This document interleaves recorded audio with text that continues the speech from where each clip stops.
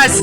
Tu vois dans le baling. Attends sur ma zone, ça va se la bise de l'ébé. Nzela va se la tête. Tous à la naboué. Banato bandiko dinda to sali aptaba a 10 ans pe koki. Mais si konde bambula onde l'équipe penze lié ma pang. To komi ko chaba poubelle. Pour esunga biso de peke mayo ne botaka na se e bota lisusu te.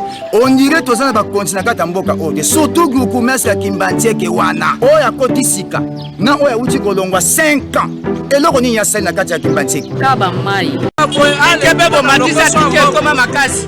Tu vois dans le baling. Attends sur ma zone, ça va. Mesdames, Mesdemoiselles et Messieurs, une fois de plus, bonjour. Bienvenue à ce nouveau numéro de Cri du Peuple. Cri du Peuple, cette émission qui donne de la parole au peuple congolais, cette émission qui fait en sorte que les Congolais en situation difficile puissent aller dire tout haut ce qu'ils pensent pour que ça change les choses en République démocratique du Congo.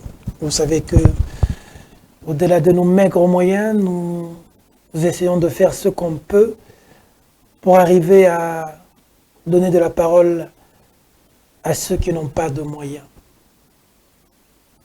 Nous avons fondé ces médias, nous avons créé ces médias pour aider les démunis à pouvoir élever la voix, à ceux qui n'arrivent pas à parler, à ceux qui n'ont pas le moyen de s'exprimer, ou à ceux qui sont persécutés et martyrisés.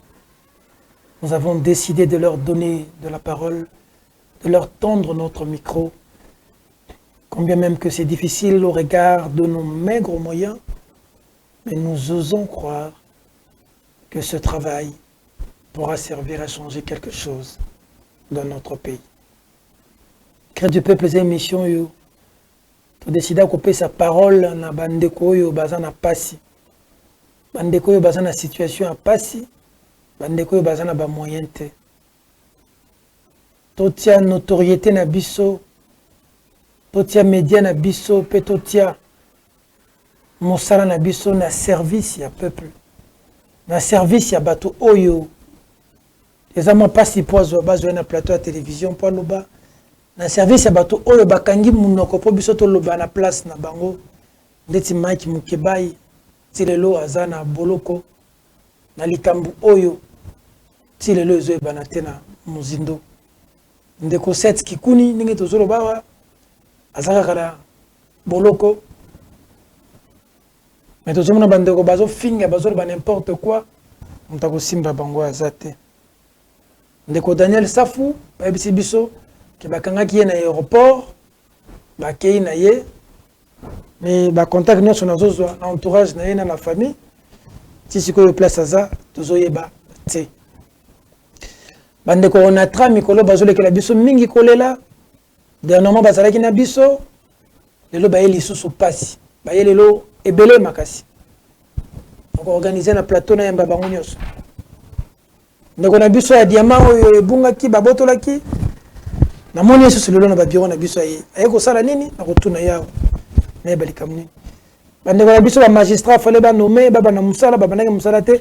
Bozomona ba image bazalaki na marche dernièrement ba sota ba pandia ko panza ba beti ya ko beta.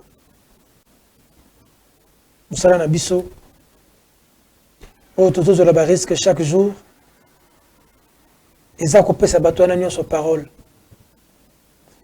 Mais le royaume ça ba kongomani que na vie ko la reconnaissance ya bateau te soko ça les loko. Mutu a décevarane ka mutu. Pour la reconnaissance ya Nzambe. Nzambe a décevarate. Maudit soit celui qui se confie en l'homme, qui prend pour appui un homme. Nzambende ayebindenge basala kama bete. Ce qui biso moko bato mokili. Tondimaka ko nyo comme pona bana na biso. Tondimaka ko sala n'importe quoi pour bana na biso basala bien. Botala bolingo to sala nango ya bana na biso siko Nzambe. Pasa papa na biso nyos. C'est à lui qu'il faut se confier. Pesaye ba problème na yo. Yo salam salam. Na yeb sarabino toujours.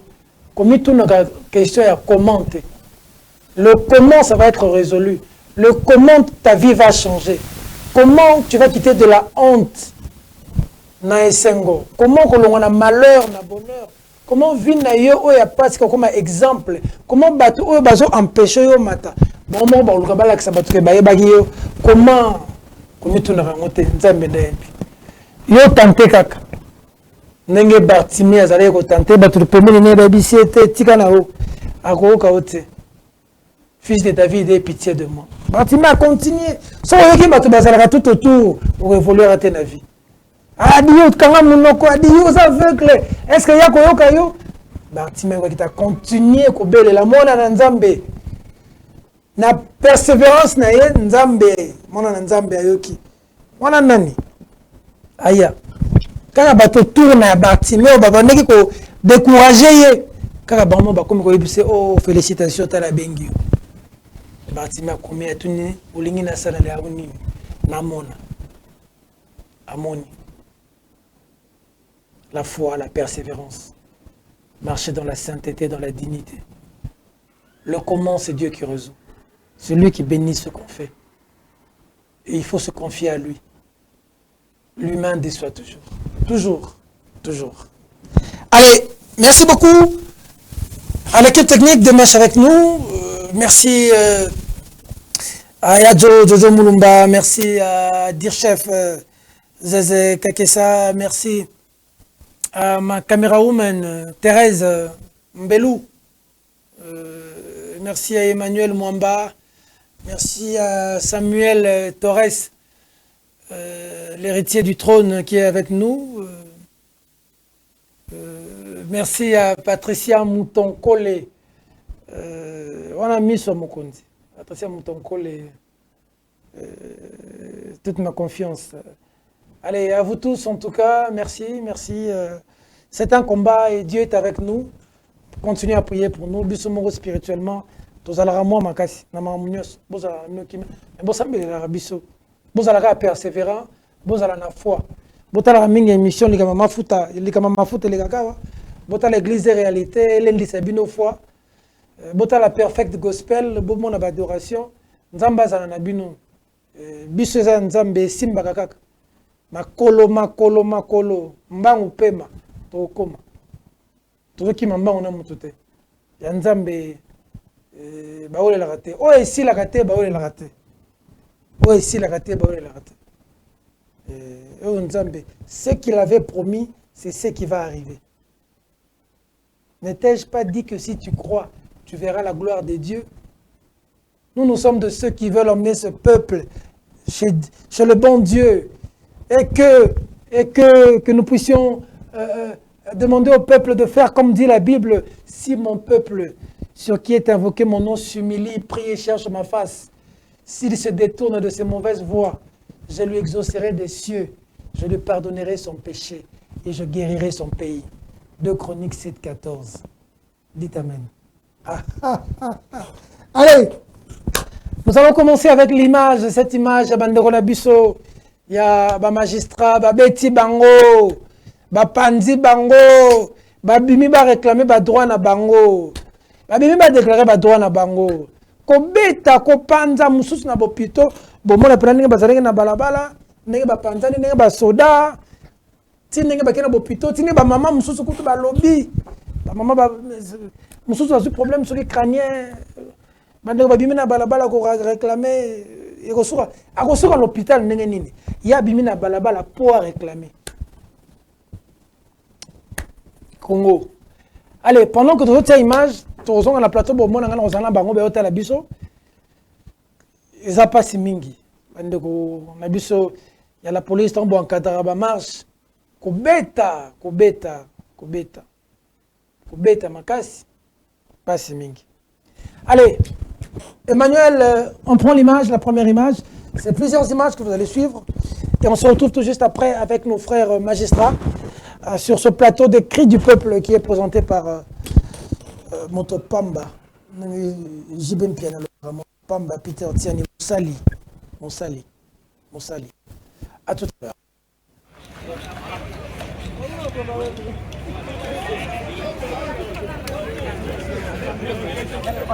Donc il y a un zélan la biso retourne. Donc il y a un biso retourne. Comme ça. Vous restez là-bas. Hein? Collègue. Moi, je ne voudrais pas. Je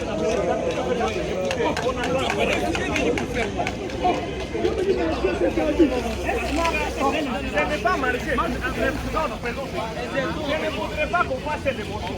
Elles ont prévu de la raison. Collègue, soulevez un peu les calicots, s'il vous plaît. On reste seulement ici. On avance pas. On avance. Ça a été détourné au Sénégal. Mais maintenant, qu'est-ce qu'il faut faire? C'est ça.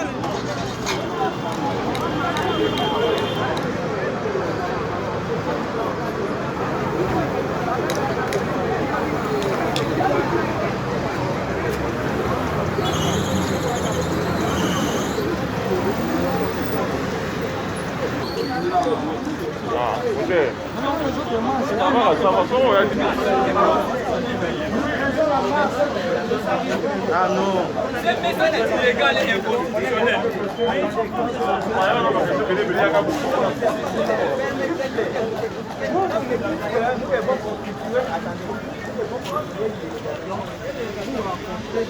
Parce qu'on revendique droit na bango. Ba beti e makasa za na hôpital. Ba ordonnance yango na ba examen à cause les senga mbongo ebele. Senga mbongo gouvernement. Oyo mboka nini ya boye, mboka modèle nini yo. Mutazo revendique droit na yebo ke ne kobeta ina nzela. Abimina munduki te, abimina nzete te na machete te na nini te. Bozo ke ne kobeta ende ngwana. Akomi loko ya nyama pona nini? O mboka nini gouvernement botala nanu. Mboka nini esalaka bo. Ta ordonnance yango ya tagi de classe na ye. Asisi université. Bo pesi magistrature. Bo pesa ye poste bozo pesa te. Asali revendication. Azo réclamer droit na ye basali. Revendication à réclamer droit na bango. Bozo beta e bo beti e pona nini. Na soda ba beti ye wana sala kata mama ye mo awa. Ordonnance yango ye batu musuba bukani. Batebele basi ba short ba musuba kangi bango. Mboka nini ezalaka boye, mboka nini siko tokende wapi tokende na mboka mosusu kaka batiaki biso tobotama na mboka oyo eza mboka na biso toza na droit ya kovivre na kimia. Mama Denise, papa Félix botala na makambo oyo soki mpe bino botorizaki bango babanda kobetaka bato na banzela nayebi te mboka nini ezalaka boye botalela biso na lika baza kuluna te nini te bato bazotanga boye sikoyo tala baordonnance biso toza na biso famille propre toza na biso na bambongo te ya kosupporte charge oyo ya kosupporte moto na scanner banini Ah, les collègues Poupou n'a pas de souliers. J'ai apporté pour la police, ils m'ont piqué 20 dollars dans ma poche. Ok. C'est compliqué. Les autres collègues sont là. Nous sommes là. On ne sait pas si les autres sont à quel niveau.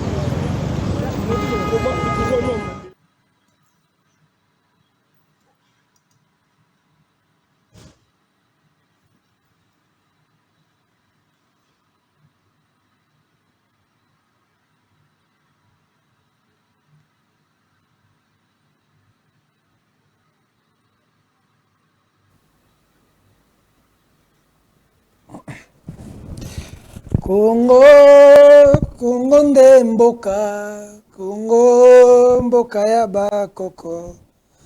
Tururururu, tururururu. Congo bokomona pamba, lobi bokolula yango. Namboko tolba so Mobutu a cueilli le problème le mal du Congo, c'est Mobutu. Le mal du pays, c'est le Belge. Les Belges ont eu l'indépendance. Ils ont eu le pouvoir. Quand ça va le monde, il y a organité. Mobutu a sali coup. Les bandits sont bandits bien, mais ceux qui m'ont dit. Le mal du Zaïre, c'est Mobutu. La solution, c'est son départ. Quelqu'un pour qui moi j'ai du respect, Laurent Désiré Kabila. S'il était là jusqu'à aujourd'hui, ce pays serait loin. Ça n'engage que moi. Bato babomaka Lumumba, babomi musée. Babomaka Lumumba, babomi musée. Joseph Kabila yé. Tobundi le mal, c'est Kabila. Kabila Kei, Félix Tshisekedi aye.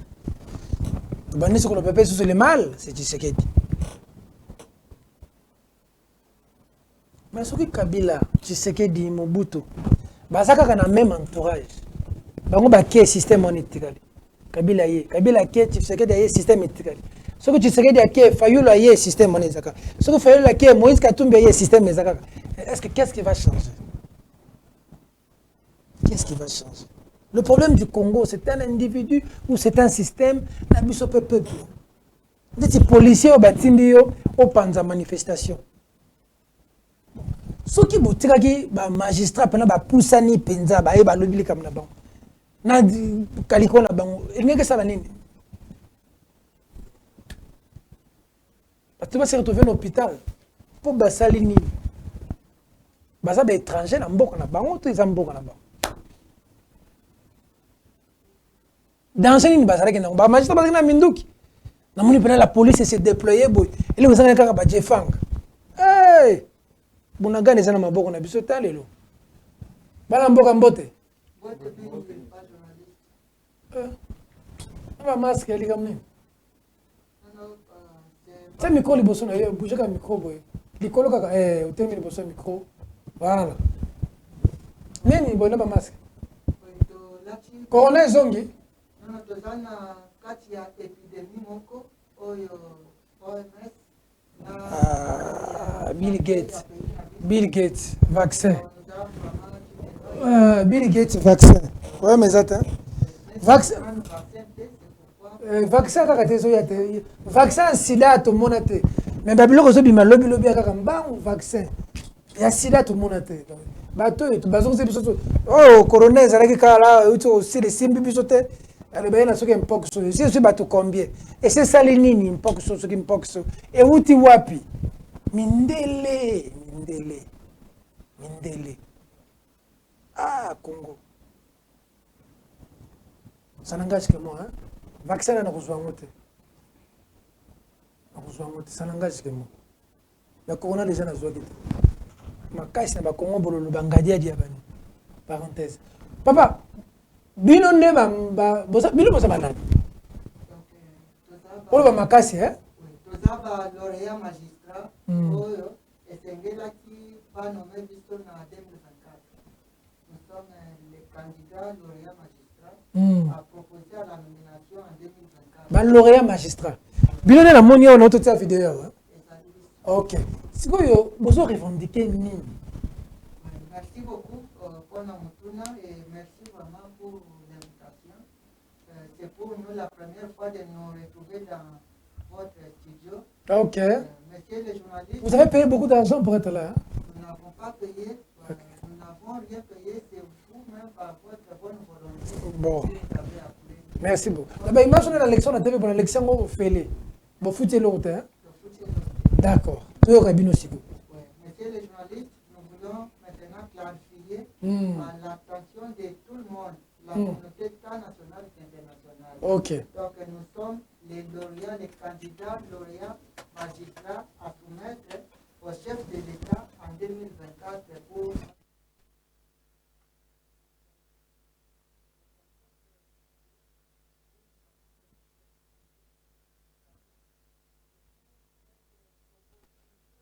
de présenter alors notre situation que nous traversons. OK.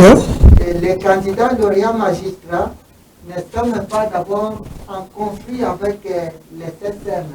Et aussi, nous ne sommes pas en conflit avec les autorités gouvernementales. Vous voyez.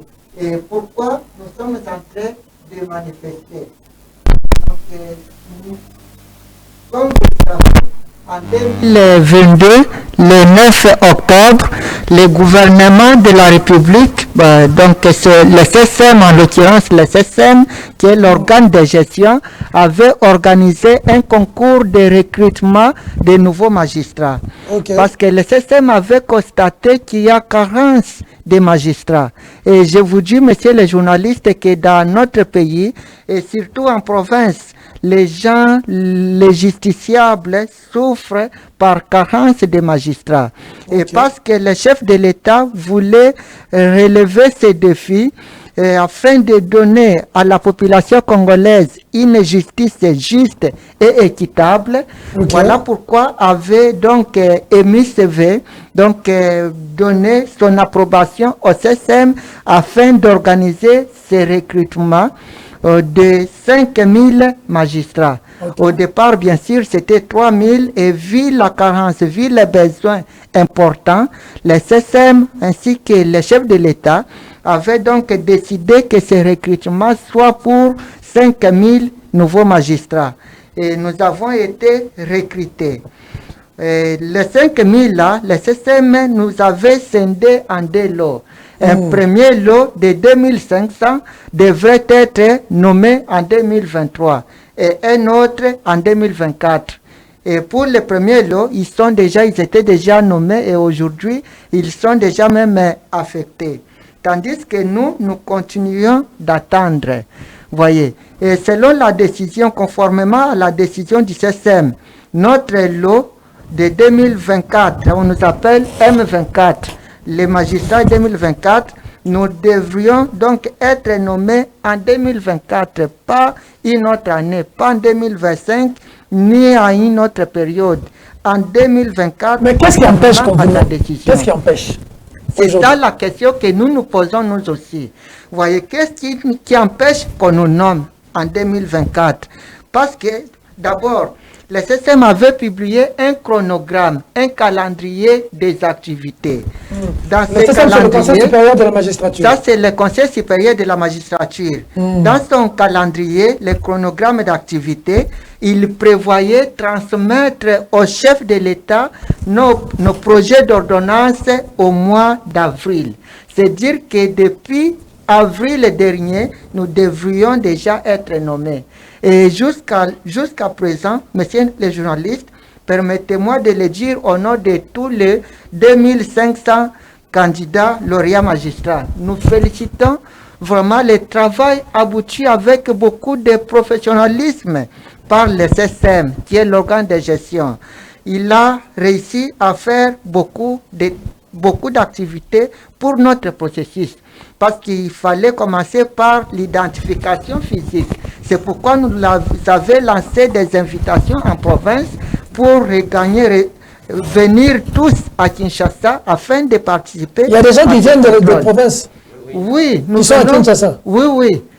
Tous les 2500 ne sont pas de la province. Vous êtes d'où, par exemple?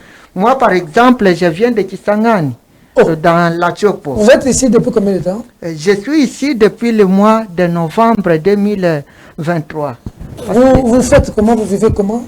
Oui, nous allons y arriver. Je disais ceci, après ce contrôle physique, le CSM aussi devrait faire un contrôle de conformité de nos pièces d'identité, de nos diplômes, de nos titres académiques. S'assurer que réellement, les personnes qu'on veut nommer magistrats ont fait réellement les droits. Parce qu'en droit congolais, pour être magistrat, il faut être détenteur d'un diplôme de licence en droit ou de docteur en droit.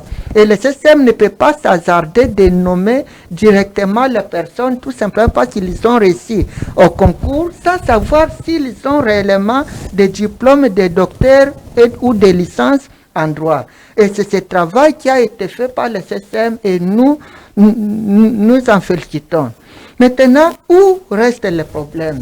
Le CSM, en tant que notre maire, en tant qu'organe de gestion, est notre mère. Toute mère se soucie de l'avenir de son enfant. Le système se demande, mais ces enfants aujourd'hui, comment vont-ils vivre? Aujourd'hui, je peux soumettre le projet d'ordonnance au président de la République. Ils seront nommés demain. Et leur prise en charge sera comment? Leur prise en charge, c'est-à-dire notre formation et notre paiement. Voilà pourquoi, monsieur le journaliste, si vous nous suivez bien, depuis que nous avons commencé nos actions, nous les orientons vers le gouvernement, la chef du gouvernement, la première ministre, parce que c'est à elle, c'est au gouvernement de donner les moyens nécessaires au système pour notre prise en charge. Les moyens nécessaires, c'est-à-dire rassurer au système que nous serons payés, nous aurons notre salaire pour notre survie. Voyez. Et aussi rassurer au SSM que les magistrats à nommer seront bel et bien formés. Je vais payer les formateurs et il y aura les outils de la formation. Voyez, disponibiliser tous ces moyens au SSM.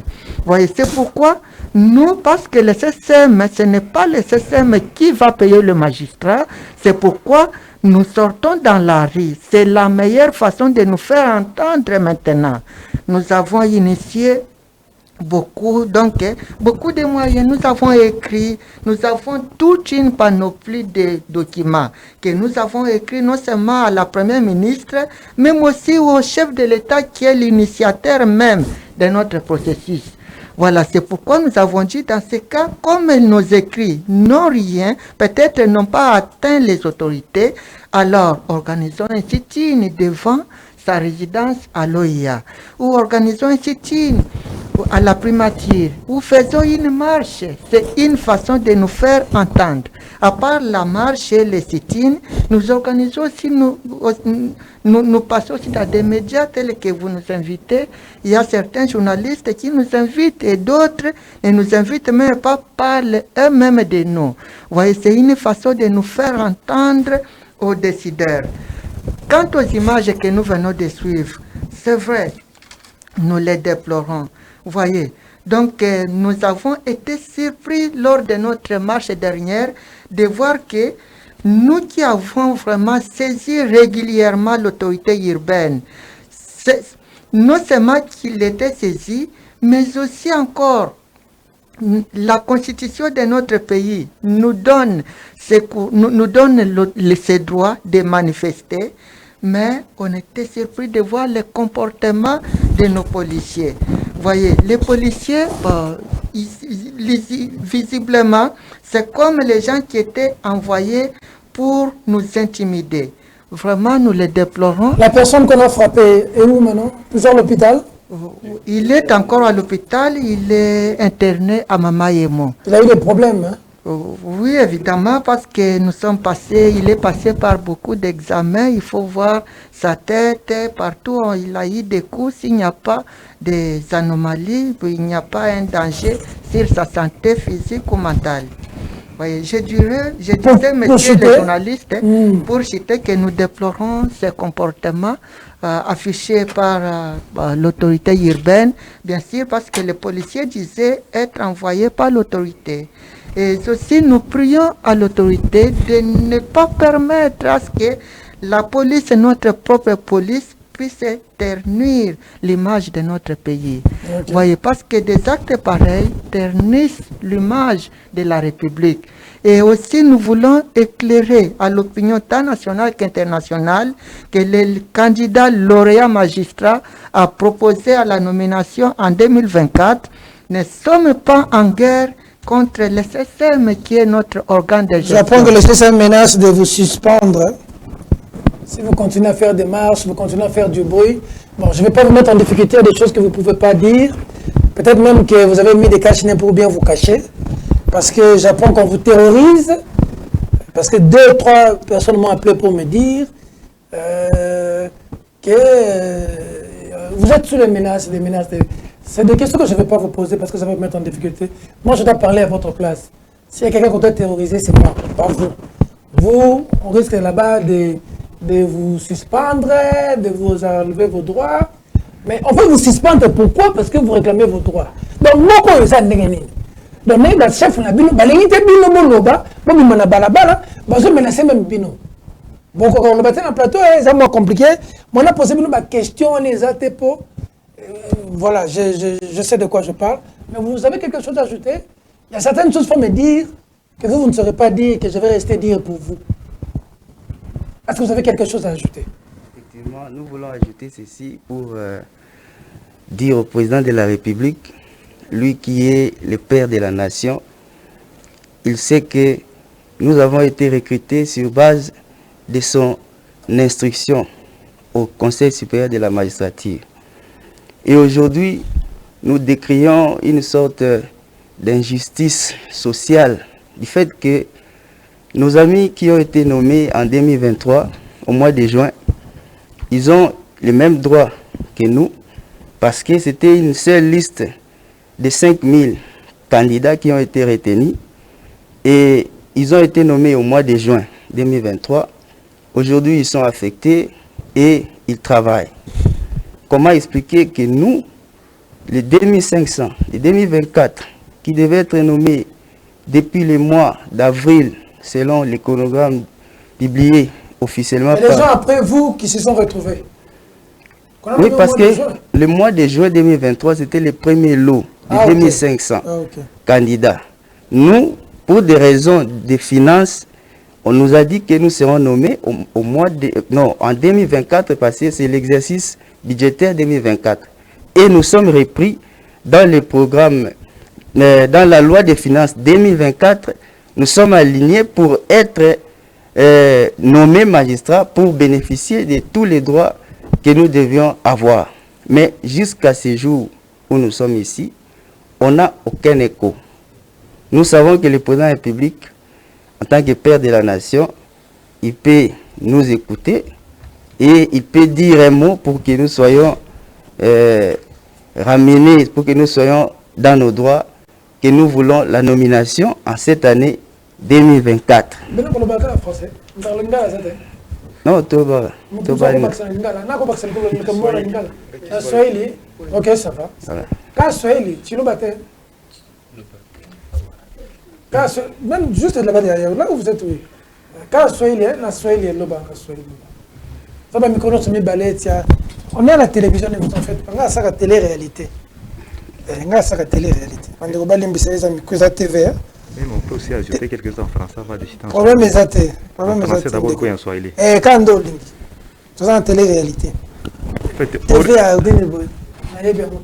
Au regard de ce qui vient d'être développé par mes estimés collègues, nous avons été surpris d'entendre et de constater que l'appareil judiciaire est quasi inexistant dans plusieurs coins du pays. Les institutions judiciaires n'y existent que des noms, mais les juridictions ne fonctionnent pas suite à la carence des magistrats. Il y a de cela plusieurs années. Il est à noter que suite à cette situation, les justiciables qui sont en détention préventive croupissent innocemment en prison. D'autres sont emprisonnés pour des faits de faible gravité.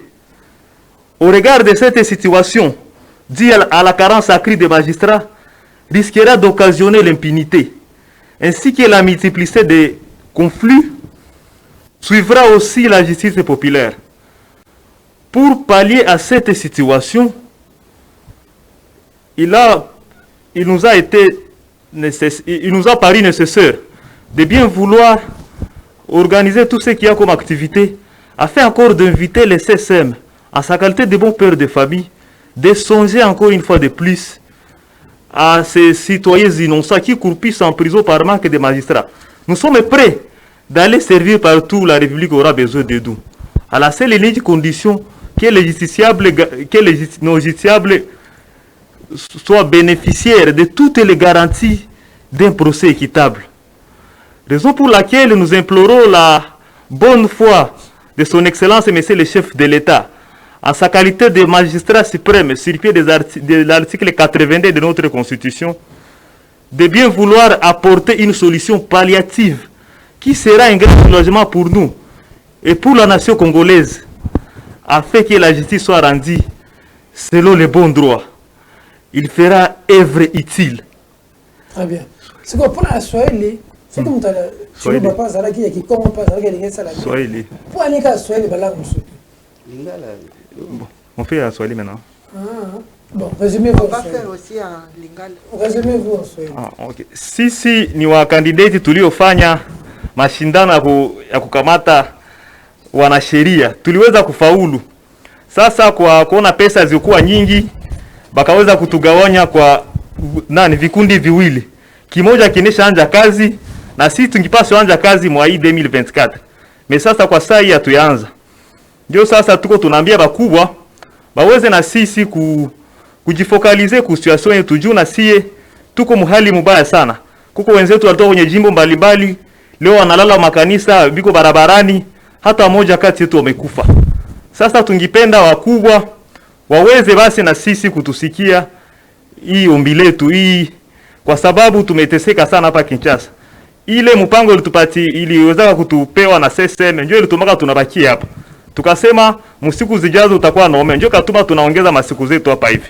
Me sasa kwa saa hivi hatuna hata jambo litokalo ku ngazi za juu. Ndio sasa tungewaomba waweze tena kuzamirika wakitatua shida zetu ambao leo imekuwa shida sana kwa ajili yetu. Wenzetu wameteseka sana, hata mahali kwenye sheria iko watu leo wanaanza kujikatizia sheria, mambo ambayo yenye hayaruhusiwe na vyombo vyetu vya sheria. Asante sana. Accenti, quelqu'un, le dernier, vous dire un mot, frère. Un mot pour finir. Ok. Oui, bon, à la fin, je peux m'efforcer de mettre un mot en Chiluba. Oui, j'essaie un peu de... Oui, Nditato, Ndimoluba. Alors, nous sommes venus demander, comme les collègues ont dit, nous exigeons quelque chose à l'État congolais. Donc, réclamer un droit, nous étions en train de réclamer un droit malgré que nous étions réprimés, mais ce sont nos professeurs, d'ailleurs, qui sont, peut-être ceux qui nous ont réprimés, ce sont ceux qui nous enseignent comment manifester, comment réclamer son droit à l'État. C'est encore eux qui vous viennent vous réprimer. Bon, là, on ne sait pas, mais nous voulons juste signaler qu'on était en train de réclamer notre droit, parce que ça fait, moi, personnellement, je réalise une année ici à Kinshasa. Vous venez d'où? Je viens du Olomami. Je passe nuit dans une église, donc pour manger, c'est vraiment difficile. Alors, dans une église. Je passe nuit dans une église, alors je peux profiter pour passer les messages, m'efforcer vraiment pour passer les messages en Chiluba, comme vous avez dit.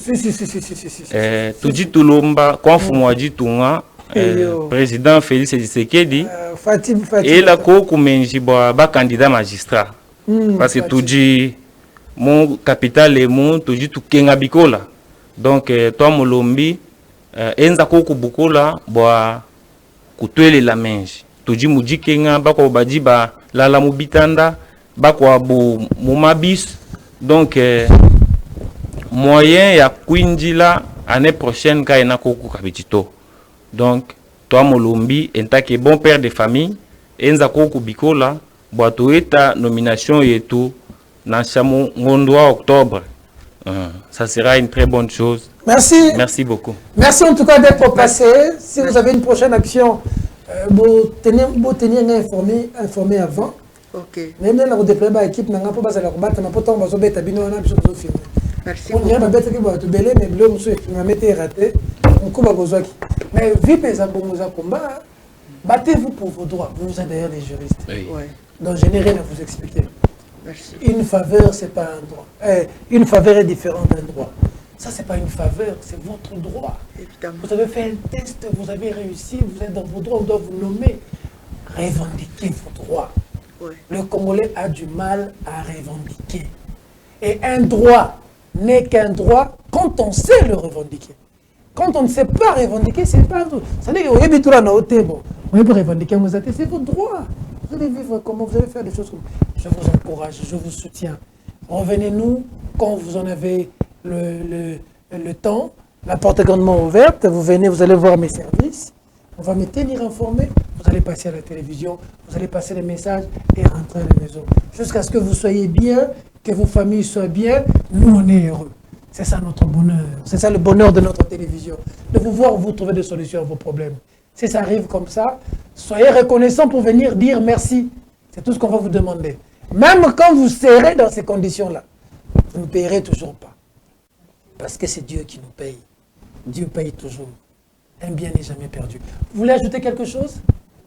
Nous ne pouvons conclure cette allocution sans pour autant rendre un vibrant hommage au DG qui nous a accueillis dans son studio. Comment ça me vraiment? Je disais que nous ne pouvons conclure cette allocution. Avant de continuer, j'ai refusé de vous demander des noms expressément. Je ne veux pas qu'on écrive vos noms. J'ai appris qu'on est en train de vous chercher, de vous suspendre, vous réclamez vos noms. C'est comme ça que je n'ai pas vous demander vos noms personnellement. Et vous avez bien fait d'être en cash, mais prochainement même vous allez ajouter des chapeaux. Allez-y mon frère. Merci beaucoup, très chers journalistes. Nous ne pouvons toutefois pas conclure cette allocution sans pour autant vous remercier. vous présenter nos remerciements les plus sincères. Parce qu'en tout cas, les services que vous venez de nous rendre à ce moment, nous ne cesserons jamais de vous être reconnaissants. Que Dieu vous bénisse abondamment. Nous ne cessons de saluer votre sagesse qui vient de se manifester à travers cette émission. Nombreux nous demandaient autant d'argent, mais l'acte accompli par vous, seul le Seigneur vous comblera au centime. Merci infiniment. Merci beaucoup. Si nous voyons ce que Dieu fait pour nous quand nous dormons, Nabanzela, Baxidens, tous à l'épargner, tous à l'épargner. Si nous voyons ce que Dieu fait pour nous, il faut faire le bien. Il faut faire le bien. Il faut aider. Vous aussi faites de même pour les autres. Si chacun peut faire comme ça pour les autres, la terre ne ferait que de délices si on jetait de fleurs sur le chemin de chacun. Malheureusement, dans notre terre, dans notre ville, nous n'avons plus d'amis, nous n'avons que des concurrents, nous avons des gens jaloux, na moussala, na famille, et pourtant si on pouvait se compléter, si on pouvait se faire du bien, si on pouvait s'aider, se tenir la main dans la main, le Congolais allait réussir. Namoni la croix, outi potoyer, à côté de la président Tshisekedi a le on n'a pas tombé opposition. À côté de l'opposant, l'opposant peut pas fonder au droit de l'homme. Nani ne sanki Tshisekedi, Fayulu, Katumbi, on a pas nous kuta bono samba la croix kuna bavanda bango na bango. Ndele fois ya utani banda. Congolais faut lingana. Mukolo Congolais ko lingana. Mukolo Congolais na mona caricature moko batuni muto lingina sale lo nini. Congolais mais no resala la muninga no le double on resala. On a bien tobolanga lisu moko. Comme ça tobola batuni ba lisu. Donc ça dit que mukolo to tsa bolingo. Mais boye na TV boye, bon lobby pour situation na bino za la trouver, mais il faut que lengi. Pour nos compatriotes ndeti bino, bo kimi mboko na bino te, bo sana mboko na bino, bo servir mboko na bino, tina intérieur kuna que vous puissiez dire le droit. Je ne peux que vous soutenir, je ne peux que vous aider gratuitement. Parce que moi aussi j'ai eu des gens qui m'ont aidé hier, moi je vais aider aujourd'hui, pour que vous aussi puissiez aider demain. Que Dieu soit avec vous, que votre solution soit trouvée. Battez-vous pour vos droits, battez-vous pour votre crédibilité, pour votre honneur, pour votre personnalité. C'est votre identité, c'est votre avenir et ça c'est votre pays. C'est la terre de vos ancêtres. Et il y aura un journaliste à quelque part qui va vous soutenir. Chaque fois qu'il sera ici, il sera avec vous. Merci beaucoup. On va se séparer avec cet élément. Soyez les bêtes à Boyokaki, na Lubumbashi kuna, Soda Moroboye. Vous savez que dans cette émission, nous envoyons des vidéos nous expliquant. Hein? On nous a envoyé une vidéo de Lubumbashi. On a vu sur Lubumbashi, Mbote Nazoya. Nazoya kuna un Mbote. Soda, c'est leur explication, bayi bien téléphone. Faire des SMS, ça lance roquette. Si vous avez quelque part, si vous avez habité, bayi bien téléphone à Tomboki. Azo menacé, c'est le téléphone. Baboy, azo lance roquette, banou menacé, abet lance roquette en plein ville. Heureusement que Soda, mais sous ma compatriote encouragé Bazanga raté, Moko Azelieti, Ayembango Ego Kangaye, Babotuli lance roquette, wana, Soda Moussou Baye, Bakangiye Bakenaye. Vidéo Batine de Libiso, tout l'anda comme transition, dans libéré Bandeko, tout le monde en a, Nzambia Salanabino, à tout à l'heure. Merci beaucoup.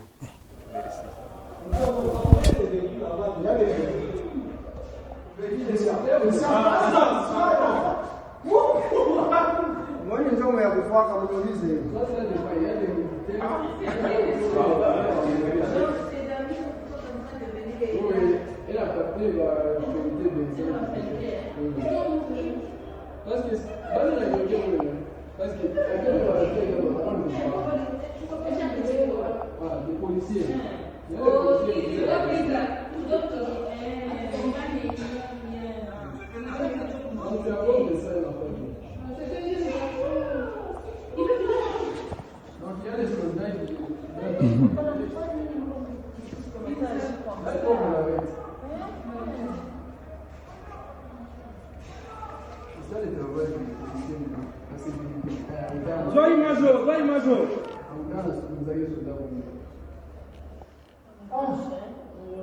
C'était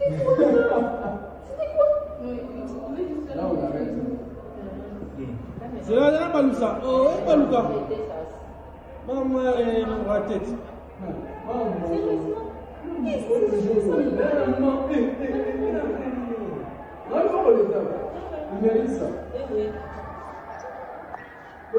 C'est là. Non.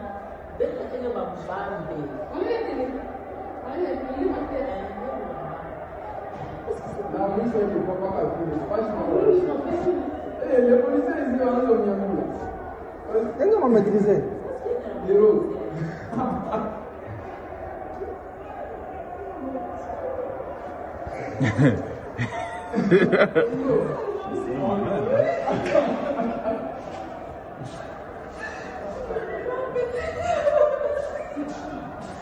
Mais si quelqu'un vous explique comment fonctionne ce pays, et puis vous avez compris ça quand vous a menti.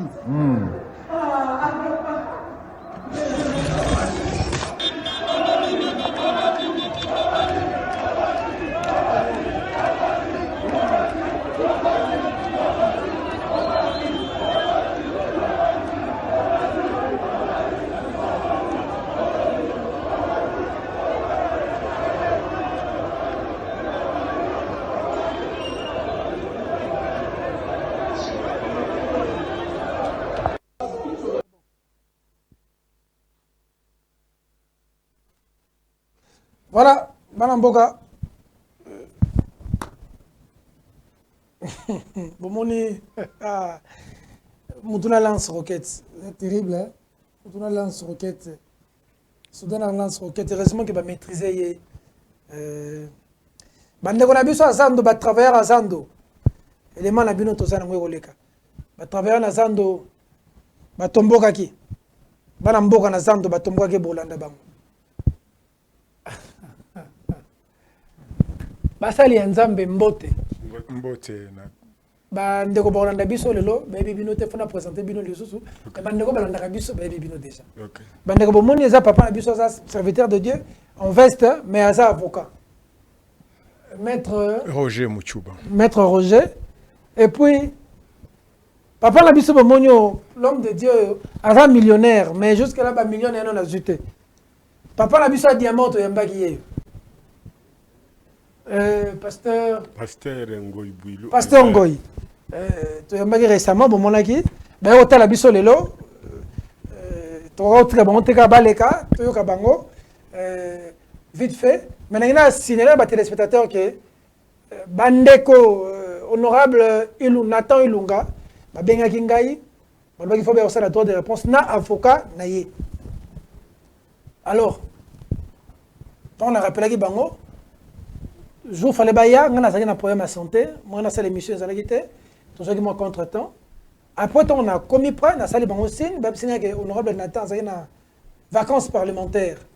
Donc plénière et saison qui, honorable Nathan, il lunga place aux a, nande konanga avocat, plateau ezaya ko fongama, to ko zela bino maboko polele, ba ko pesa version des faits na bino. Mais en passant, galobe ke diamant na bino na diamanté. Bon, ça n'est pas comme ça, c'est une évolution. Niveau lelo. Merci beaucoup à Tozana obligation et à rendre compte pour économie problème national. Très bien. Et comité international pour Tolobakia Waiza Makamba processus à Kimberley. Sango malamu ezali que coalition et la société civile pour le processus de Kimberley batindi mission na Kabinda Lomami. Mission wana ekende ko vérifier est-ce que likambo wana eza ndenge nini. Basali une semaine ya mission bakutani na bakonzi, bakutani na société civile, bakutani na Saimape, batu wana nyonso ba confirmer na ba image, na ba audio na ba video ke eloko wana eza ya solo kutu bakamwe ndenge nini esila te po sango ekendaka ke basi bapesa ye déjà mbongo makambo esila. Ba moni Batouana batuni ba question balobi no biso souci na biso batu ya Lomami esengeli dossier wana esila rapport to korendre yango public d'ici là pona koloba keza masolote ba mikolo ba kende kuna baya na ba évidence ba preuve penza ya makasi esengeli to respecter mboka na biso to respecter pe ba citoyen na biso nazo za rapport wana Pasteur Ngoy président diameza ezo mzomi kate diamant ezalika kana maboko ya l'état Tilelo. Tilelo. On appelle la yo manqué, on a rappelé. C'est ça. Mais tu n'as pas de bonne nouvelle là. Diamant ici commis situation dans la minute situation rien. Bon. La minute oyo ceux qui na koko zongera mo mukendenge monsieur wana zolo bate ezalaki eloko pamba. Panda na koma kiao. Ba bureau nyoso na koti. Bureau nini oyo akeyi ko convaincre ngai te de diamant ezalaki eloko pamba.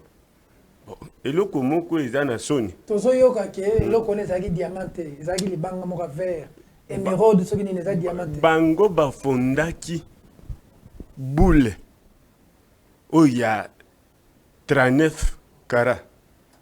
Nde ya bango basalaki po bayiba, ba masquer libanga na ngai ya diamant. Diamant vert existe.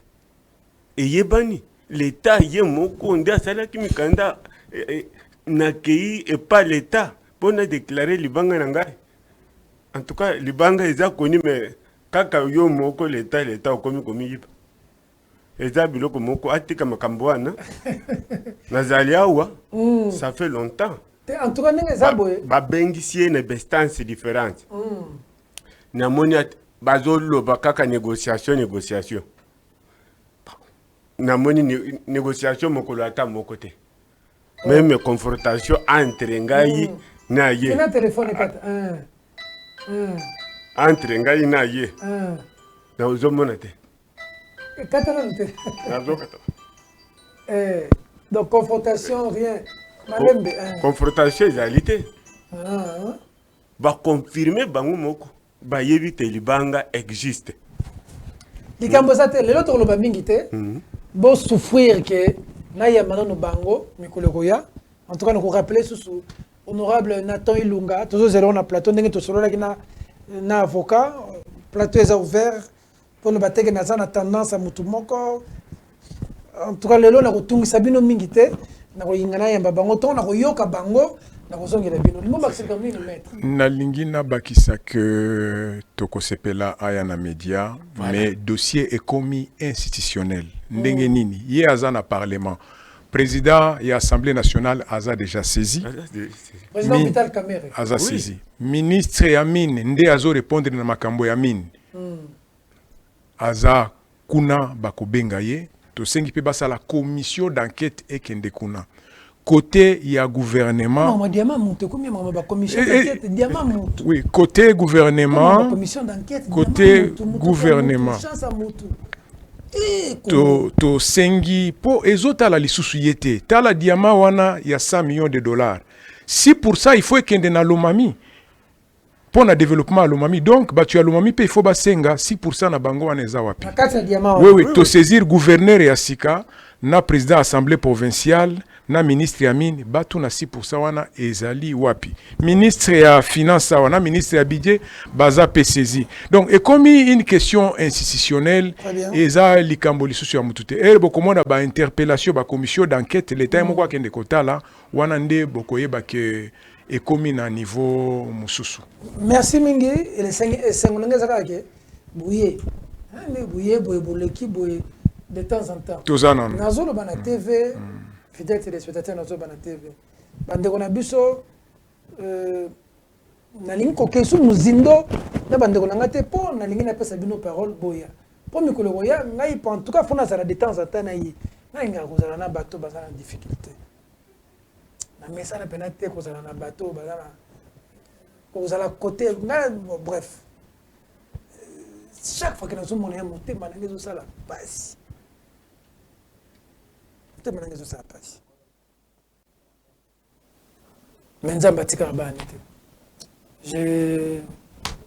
Je suis de cœur avec vous.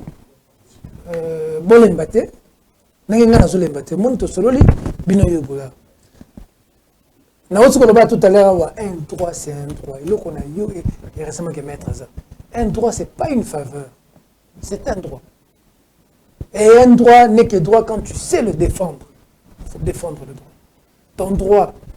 Ngai pe pourcentage na kati ya diamani za na mikoti na kati. To bunda Il y a des Congolais qui sont allés. Il faut développer l'Omami. 100 millions de dollars, il faut 6% qui ont développé l'Omami. 96% 96% naïe. Donc 90 millions 400 parti moko eko kende na développement ya balabala ici des. Il y a 90 millions naïe. 94 millions pour 6% eza ya nani ya l'Omami de loi code de biningwana 94 millions pour to évaluer yango à partir d'Anvers balobi environ 100 millions de dollars 94 millions à ce qu'on a tout Congolais a na kati Congolais nous sommes dans la kati mais yango foi oui on a la foi qui est rosoma papa diamant millions de Botswana vivent dans la zone de la Botswana et Zouami Bamemeli Yango président Botswana. Tous les la paix à Bisso Bamemeli Yango président Baloba. Dans la richesse Yamboka nayo. Oh ya Bisso eleki ya Botswana. Bazoloba diamant munene na Afrique te.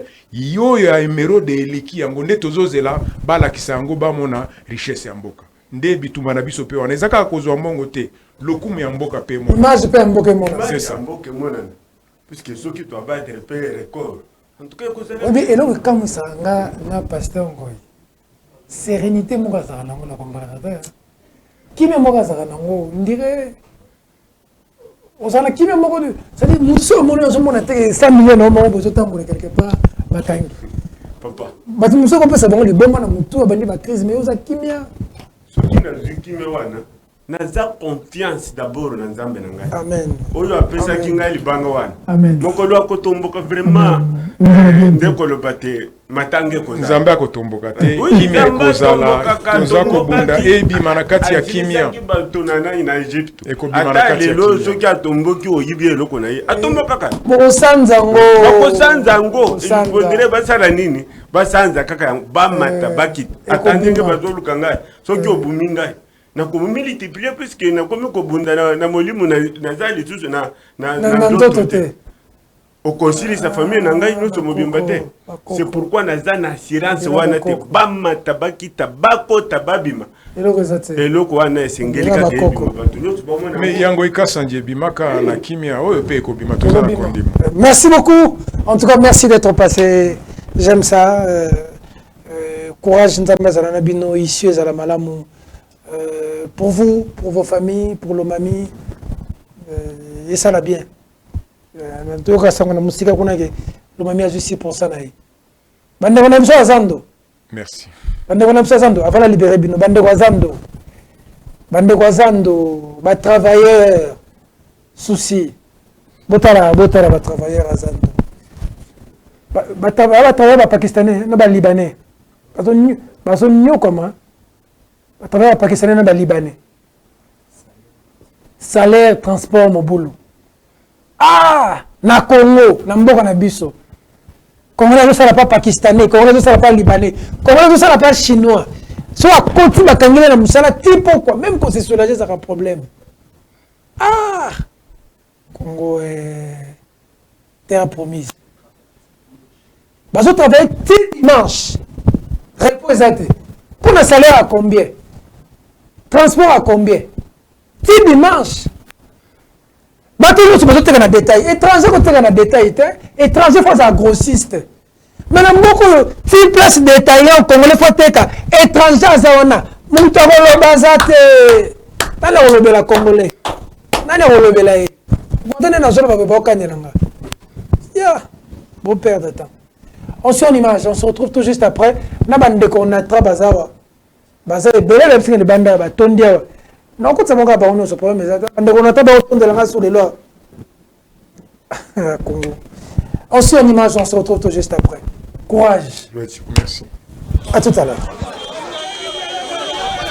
Merci beaucoup maître. En grève voici déjà plusieurs semaines, les Congolais travaillant chez les expatriés indo-pakistanais du marché central ont eu l'agréable surprise de recevoir ce jeudi 19 septembre en l'air, lieu de protestation, l'inspecteur du travail Jean-Paul Mboma Mouyoukou venu s'enquérir lui-même de leur désidérata face à cette gronde sociale qui n'a que trop duré. Tindingai, tango banda qui grève, banda les 9, ngada zala qui peine à bande konabino na ba province. pour résoudre les problèmes de modèle. Mais comme tu as la capitale, nazo senga na bino moins discipline. Discipline na sens nini. Poto besoin décision que lelo tokosala boye tokosala boye. Tomona ki mukanda ya ba représentant na bino.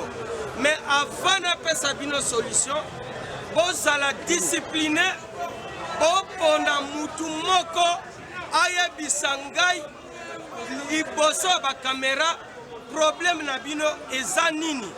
Comme ça ngana pesa bino.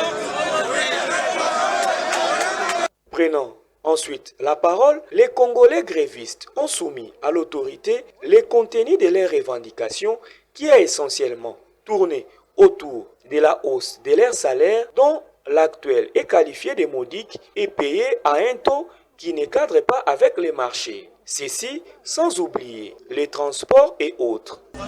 Transport na biso tozwa yango ndenge komami repo na biso tozala na repo le compte final na faire musala bafutaka biso et chauffeur grand chauffeur comme naza chauffeur polyvalent na même moi camion moko ende bafutaka 350 000 père de 4 enfants moi na ngai fatanga na IPC mbalo.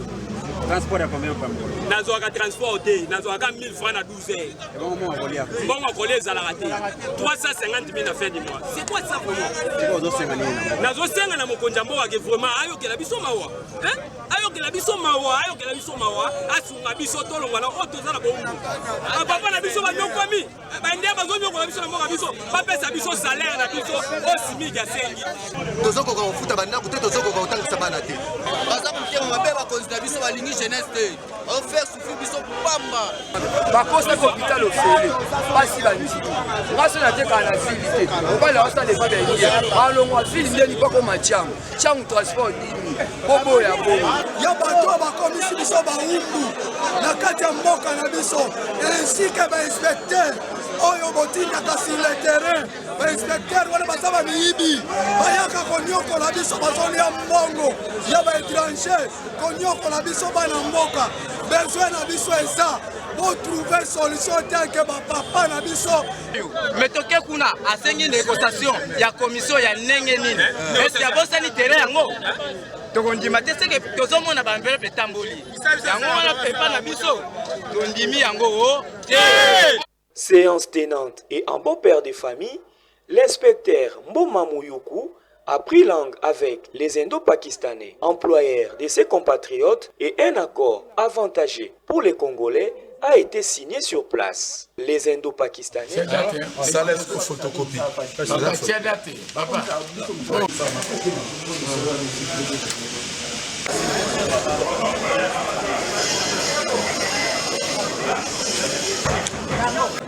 une solution préliminaire.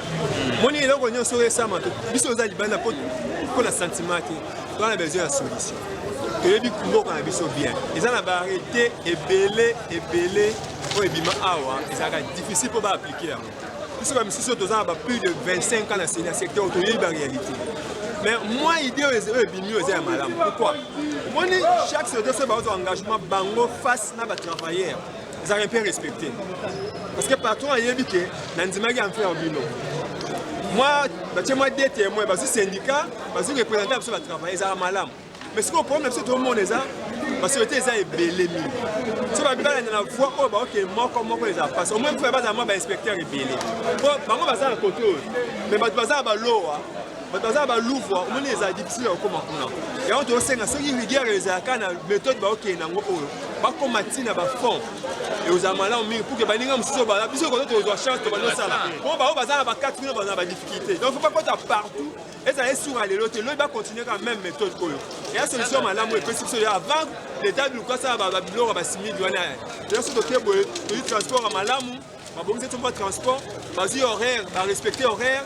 parce que makambo sous-traitation d'abord ba annuler yango ça maintenant bongo temporairement si tu es pas solution madame aussi à niveau national les amalants pour l'intérêt la biso et moi ça pas contacter et ça pas Pascal elle a une exception on multiplier pendant 50 290 surtout comment nous prenons des portements d'un inspecteur pour la là, c'est un acte qui n'a pas de montant, mais la personne peut venir pour discuter avec le travail. Vous avez travaillé, parce que nous avons bandi 8h, 18h. Alors, vous mettez à côté sur horaire de travail d'inspecteur Bakozonga pour avoir monté un zate. Bakotala, transport au foot à combien? Oui, bah oui, oui. Et Bakoutidier pour Baïba, Bozo Baksa combien? Alors, on a signé. Merci beaucoup. Balamboka, Nazando. Il y a la police. Ceux qui sont congolais, ils la grève. Contre les Pakistanais.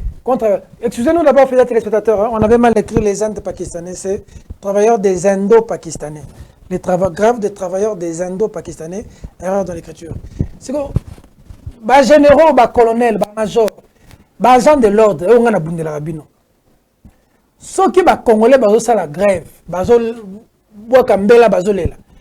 pourquoi les Libanais font pas bien rabino, bino boya kokanga congolais beaucoup ça bonne cache. Est-ce que ça a sens? Congolais azo sala et pas étranger. Ayo kani ba sala ba grève. Ce que étranger bengi soda yo kokanga congolais. Vraiment ça na mboko na biso. Yo ko sala grève yo na États-Unis ont engagé américain yeboye soda américain kokanga américain. Atiki yo congolais. Tout le Liban, tout la Inde, et ça le marbon.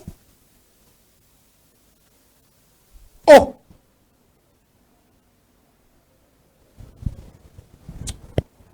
Donc, parce que nous avons dit que nous avons dit que soldats congolais, des congolais, pour ça, pas pakistanais. Nous avons dit que les congolais, les pakistanais, mais si les congolais sont la grève, ils sont la dimanche.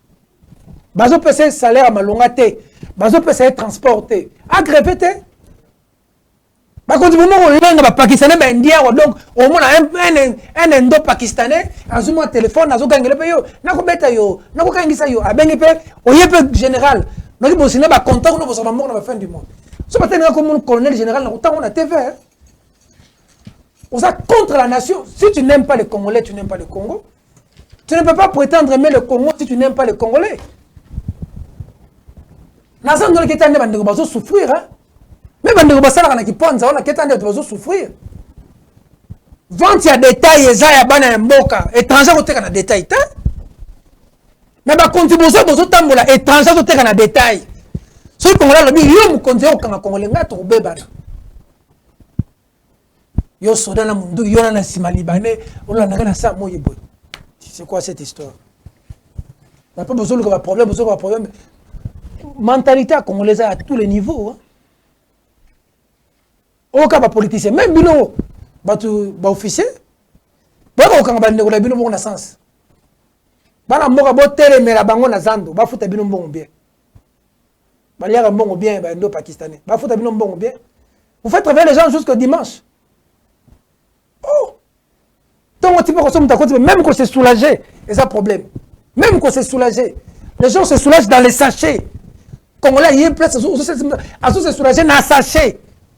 Ah, du boni boyeko, pas la bino, pas la bino bongo. Mais ça peut être que tu conduis tout ça dans l'ambogo. Tu conduis tout ça dans l'ambogo, ça peut faire. Parce que dans un pays développé, des choses comme ça, dans un pays structuré. Ah, Congolais, Mamingi. Mamingi, Congo. Pour le bani. Allez, on va chuter, on nous fait signe qu'il reste une vingtaine de minutes. Nous avons inondé la bande qu'on a biso au Natra. D'ailleurs, on a biso sous l'élo. Le bilo a monté ça sous l'élo. Nini sous. On se regarde DG, n'importe DG. Aya Koloba. DG, DG au Natra. N'importe tant à cause de temps, à ça qui vient dans ma caméra, ça la micro yo.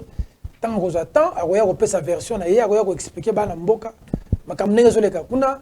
bato bazo instrumentaliser baka kokosela makambo na plateau langa bala mboka mbote baka songo kangelo mpointe na kangite papa polelo na yende na panza makambo ya solo obiso kosa bon papa ka songo bana yo banda nanga papa papa ka songo yebisa zela télé réalité na bon sur le micro mon so zolo baboya o lobe bien na ba document zolo ba so tanga ngo pesa ngo te ba document yo ngana ko tanga te yondo ko tanga o ba ko loba ke kasonga tangi akosi OK ça va yondo ko tanga papa kasonga lobe vérité papa son linga DG on attend tes points na lokola mutu pour la question parce que on va tourner comme vidéo allo bi vérité Peter allo ba vérité botika ya ba msusu te alinga DG te ba msusu aze instrumentaliser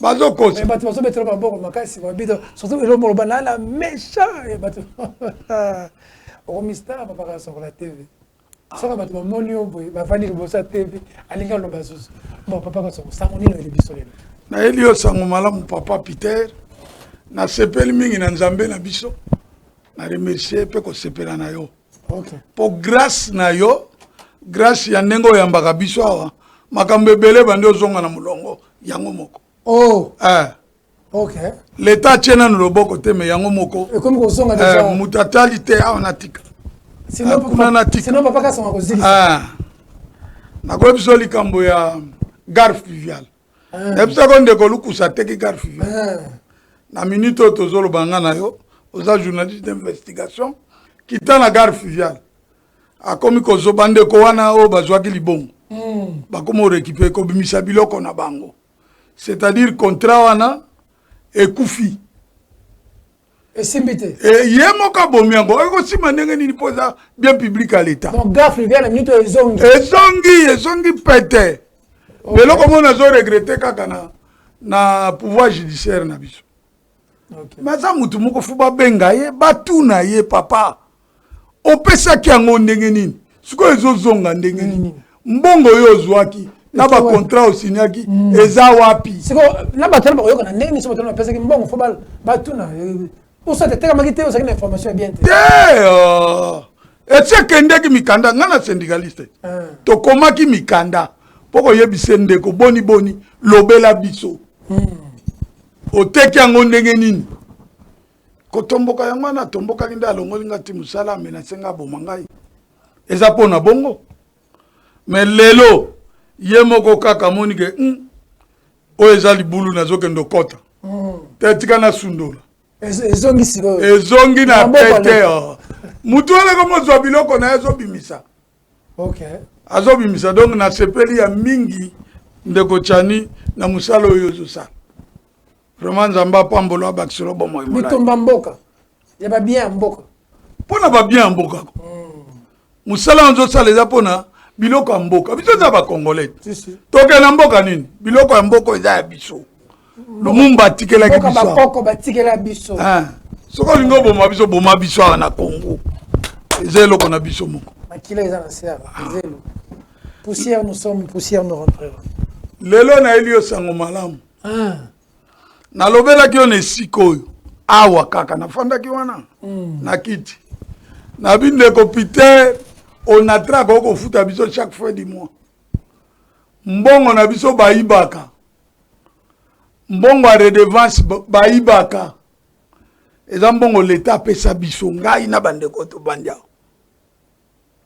ndeko mbongo wana ezaka 3 millions de dollars chaque mois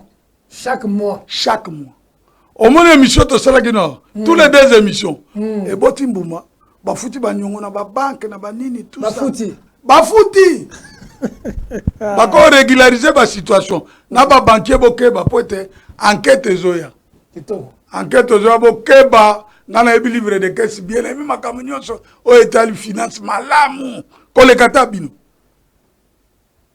donc bokeba enquête ezoya tokolakisa bato bakonzi ya leta makambo wana nyonso ndenge ezali efutami ndeko lukusa bimisi mbongo akofuta régulariser na babanke na banini akobongisa grâce à émission elekaki abipa na yo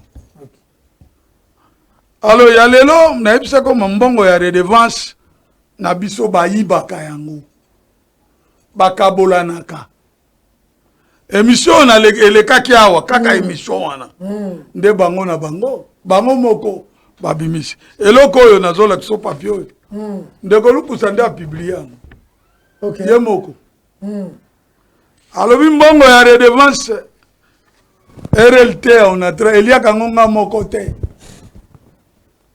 ndeko bango na bango bakomi kofundana abina eliaka mbongo nanga moko te dari nga na renonce na kozwaka sumbongo wana te ndeko Peter leta ayoki biso mawa alobi ke bozo souffrir tosala makasi topesaka bino mwa mbongo po esunga bino ndeko cheri bon kende pe atonam nzamba bombo malamu siko zali l'État bimisi 3 millions de dollars n'époque depuis matata poni pesaka batonatra po na 13 ans na mwa mobulu esunga bango ba relancer entreprise ba somba biloko musala ndeko tango tobandi kozwa mbongo wana ndeko lukusa aye akuti yango abandi kozwa mbongo wana ba créer commission ya suivi ya mbongo ya RLT mais mbongo ya RLT zouta na DGDA et puis si on a 30 compte bongo suivi ya nini ça ka virement ka mbongo OK otali ka wutia e comité alors a créé commission commission na kati ya commission cela veut dire quoi première commission eza ba ministre ya Congo bandeko ministre oza na salaire à combien ngazo à $400 ba ministre ya Congo basana kati makambo mama na ngai nazo peso papier yo tanga ndeko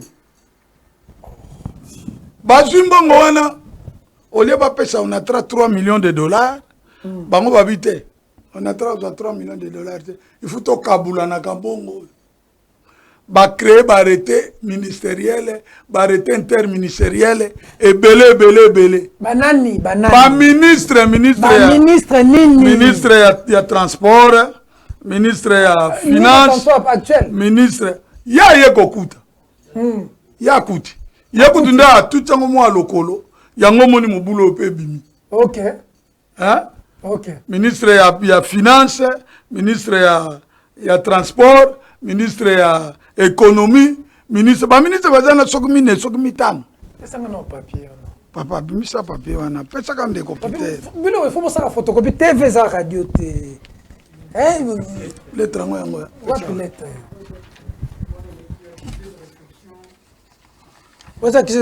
monsieur le directeur général de l'Office national de transport on a renoncé na kati wana nde directeur présidente ya commission na kati wana nde atangi le différent arrêté na deuxième page okomona les différents arrêtés za wana. Je rappelle que les avantages dont vous faites allusion sont institués par différents arrêtés ministériels interministériels, voilà. Notamment l'arrêté interministériel, l'arrêté interministériel, est-ce qu'on a dit combo ya ba ministre? L'arrêté interministériel Kabar VPN bar ministre bar transport et communication. Je vais Kabar ministre finance. 26 avril 2019. 26 avril 2019, nous avons ministre. Arrêté ministériel Cab ministre finance, Cab ministre économie nationale. Papa, 3 millions yo. Au lieu de sotolia, au moins le ministre wana, bazana kati, tala ba kombo na ba. Oh bazwa kambongo wana. Soko tali mbongo wana na bata DGDA bana kati. Na bato kili. Siko mbongo ngo ya una trao ya bango. Biso to tushaka te. Bazanga mawa bazana mitema te. Basambela kate. Yo ministre tushaka combien? Bon oye lisusu ozotala na ba monta ba 10 000 ba 11 000 dollars ça dit ovandi na ndako na yo na suka sando ba répartition ya mbongo ngai na kotanga fichele nga na caméra okabo répartition ndenge bazo kabola biso ba mumbu to kufa abi Kongola ta kufia kufa mais biso to kabuna mbongo eza lokola et comme lokola cop mbongo redevance ya l'état pesa biso et comme cop ba konji wana nyonso na DG na biso na kati na ba syndicaliste mususu na lobaki wa bien que papa Chani na boya kokota na messe noire wana yango yo makambo nyonso eza ebimaka na kwasa qualité attribution mensuelle autant de ça je comprends pas bien prime totale mensuelle ministre transport ministre économie portefeuille donc Jean-Pierre Bemba Daniel Moukoko Jean Lucien on est je ne sais pas plus pendant Lungange Umba Lukusa Simba Panou Bernard Kabese Fabien Moutombe Trésor Kapuku Paul Djunga Norbert Nkumbu Bolumbu Impata Kimona Bolonge Jean-Claude Kalenga Makonga Tala bandeko wana comité technique Nadine Mishika Clavin Kabamba sous total muta publié mukanda oyo ndeko Lukusa ye muta publié mukando ye muta publié po émission to salaki wana yo na bimonga RLT baliaka yabia na ko kufanga moko toliaka ngo ebele sikoyo sur base de quoi bango bazokabola mbongo ndeko yango na ye pa na yo te ndeko na ngai otunela nga bango yo mtozana na kati nanu o expliquer biso nanu bato bazokabola mbongo yo za sur base de quoi ndeko tuna bango mikanda est authentique pena authentique quoi ministère des Transports, Voies de communication et des enclavements, le directeur de cabinet du vice-premier ministre RLT, barème du comité de suivi. Donc, comité de suivi, Basalaki, barème. Donc, ne peut pas kabola mbongo, RLT. Voilà. Donc, bango yeyo. C'est quoi ça lettre, madame Nadine? Oyo ndeko Lukusa lera moni, na beleli to beleli likambo ya RLT, alobi te nga na renoncer. A commis mukanda yango. A renoncer bina ngana kozwa sumbo ma RLT te. Ozola ndeko Chani. À madame le directeur de cabinet, non, mon renoncement au droit me conféré par ma qualité de membre de la coordination de comité de suivi RLT Onatra SA. Monsieur, tu me prends ça. Ça, c'est des Congolais qui souffrir. Yangwana, voilà, Yangwana. Donc, il a renoncé à l'objet. Deuxième page, signé le directeur général Martin Lukusa. Donc, Bambon Bimaradon. Abanda Kozwango depuis 2022. Mais Lélo. Mon renoncement au droit me conféré par ma qualité de membre de la coordination du comité de suivi. Madame le directeur de cabinet et présidente, j'ai l'avantage de vous saluer, de vous faire part de ma décision de renoncer au droit me conféré par ma qualité de membre de la coordination du comité de suivi RLT Baronatra SA pour des raisons de convenance personnelle. Ainsi, sans toutefois remettre en cause ma qualité de membre de la coordination du comité de suivi, lié à ma fonction de directeur général, mes prestations y afférentes seront désormais rendues à titre gratuit, sans aucune contrepartie. Après émission de salaire. Cela étant, vous trouverez en annexe à la présente la preuve de reversement du montant de 10 000 $. Quand on a un document, déjà 10 000 $. Du montant de 10 000 $. Monsieur, j'espère que 10 000 $ couvrant ma dernière rétribution mensuelle et le jeton de présence dans le compte centralisateur ouvert auprès de la Sophie Bank. Veuillez agréer, madame le directeur de cabinet, président du comité de suivi, l'expression de ma considération distinguée. Le directeur général Martin Lukusa Shibamboupane. Monsieur le président de la République. Monsieur le président de la République. Nazana Mikanda, monsieur le président de la République. Nazana Mikanda. Martin Lukusa Pano, 10 000 $ on attra. Retour caisse. Après, c'est la preuve. Il y a renoncé à ça. Il y a mon comme tu as publié. Il y a un peu de bêta baga et peut-être que tout. Il y a même RLT 3 millions de dollars et bimaka. Pona onatra. Onatra batu bazo vendre na ba place yo tali. Batu bazo vendre tali batu batele basa ba onatra. Combien maintenant batu ko révoquer onatra. Nzela 13 awapi. Onatra.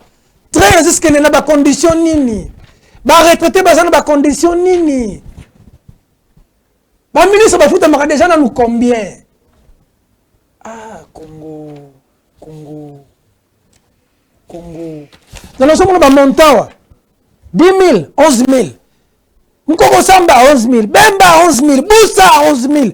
Yamoko, DG, 10 000. Bolumbu, Bolombe, vraiment.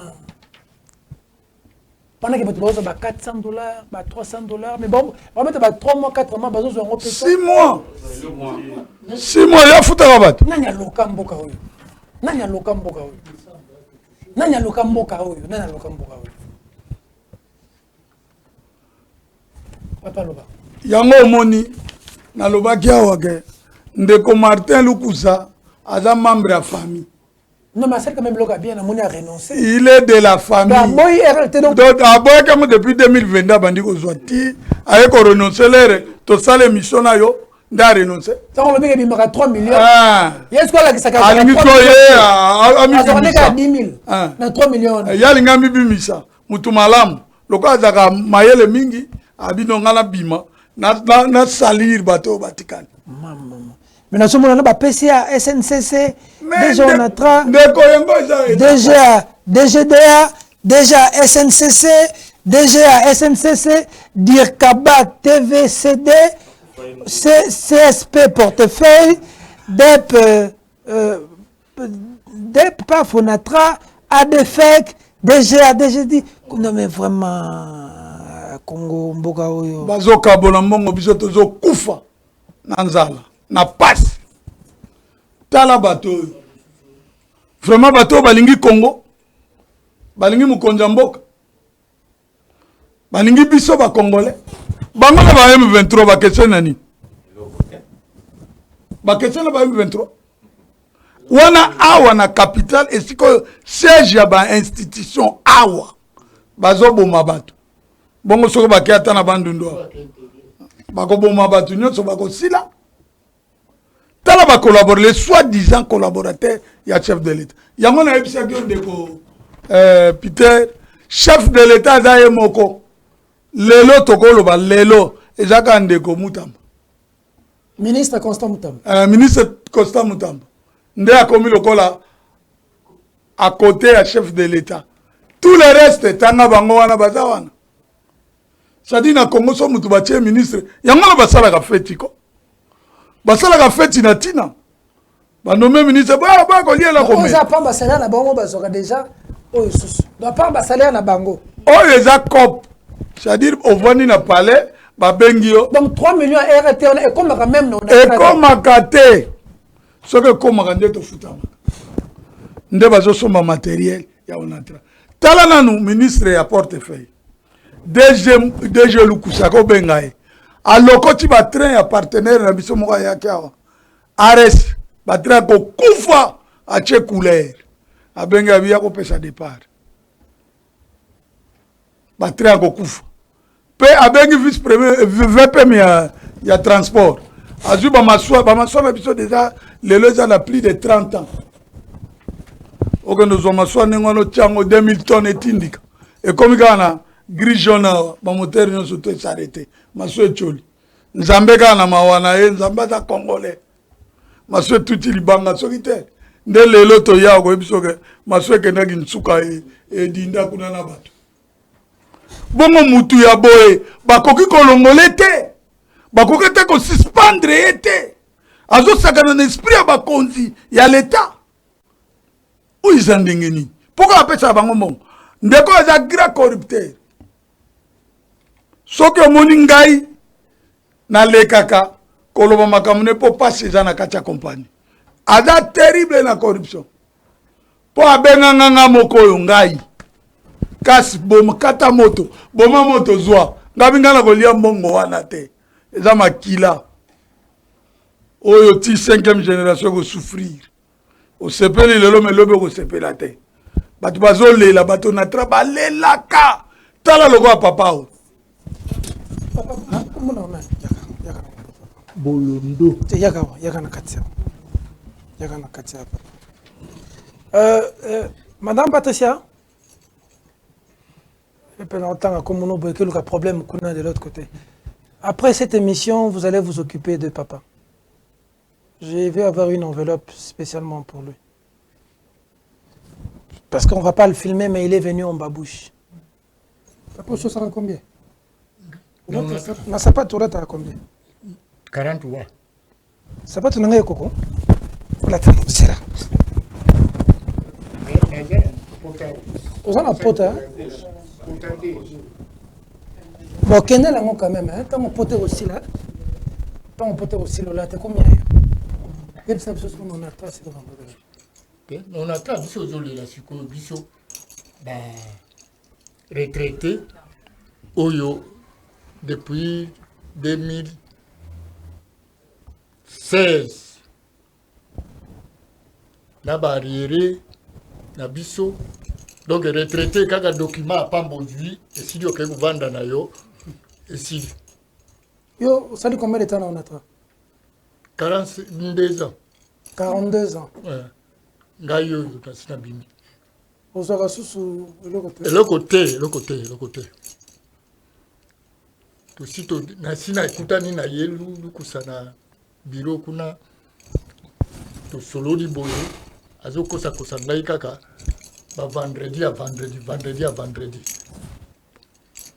Pourquoi peut toujours la kaka administration a monté les okens. Yango to zako tala kaka. Bambula yango les okens.